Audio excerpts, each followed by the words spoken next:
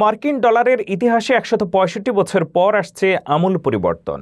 ১৯৬১ সালের ঐতিহ্য ভেঙে কোষাধ্যক্ষের বদলে এবার নোটে থাকছে খোদ প্রেসিডেন্ট ডোনাল্ড ট্রাম্পের স্বাক্ষর। স্বাধীনতার ২৫০তম বার্ষিকীকে স্মরণীয় করতে ট্রেজারি বিভাগের এই নজিরবিহীন সিদ্ধান্ত নিয়ে দেশ জুড়ে বইছে আলোচনার ঝড়। এই ঐতিহাসিক পরিবর্তনের বিস্তারিত প্রভাব ও কারণ জানতে আমাদের সাথেই থাকুন।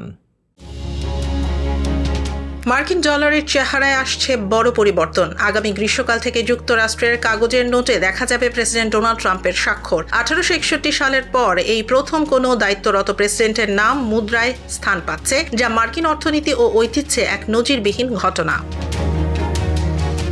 যুক্তরাষ্ট্রের স্বাধীনতা ২৫০তম বার্ষিকী বা সেমি কুইনসেন্টেনিয়াল উপলক্ষে এই নতুন নকশা নোট বাজারে ছাড়ার পরিকল্পনা করেছে ট্রেজারি বিভাগ। তবে এই পরিবর্তনের ফলে দীর্ঘ ১৬৫ বছরের একটি প্রথা বিলুপ্ত হতে যাচ্ছে। ১৮৬১ সাল থেকে মার্কিন ডলারে দেশটির ট্রেজারার বা কোষাধ্যক্ষের স্বাক্ষর থাকা বাধ্যতামূলক ছিল। নতুন নোটে সেই কোষাধ্যক্ষের পদটি বাদ দিয়ে সরাসরি প্রেসিডেন্টের স্বাক্ষর যুক্ত করা হচ্ছে।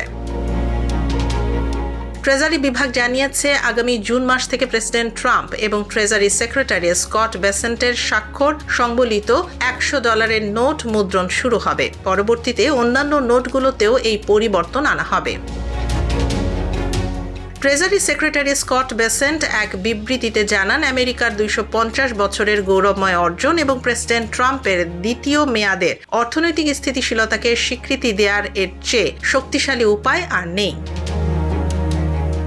তবে এই পদক্ষেপ নিয়ে রাজনৈতিক ও প্রশাসনিক মহলে চলছে আলোচনা সমালোচনা। সমালোচকদের মতে মুদ্রাকে রাজনৈতিক রূপ দেওয়ার এই চেষ্টা মার্কিন প্রতিষ্ঠানের নিরপেক্ষতাকে ক্ষুণ্ণ করতে পারে। উল্লেখ্য যে মার্কিন আইন অনুযায়ী মুদ্রায় জীবিত কোনো ব্যক্তির ছবি ব্যবহার নিষিদ্ধ থাকলেও স্বাক্ষর বা নকশা পরিবর্তনের ক্ষেত্রে ট্রেজারি বিভাগকে ব্যাপক ক্ষমতা দেওয়া হয়েছে।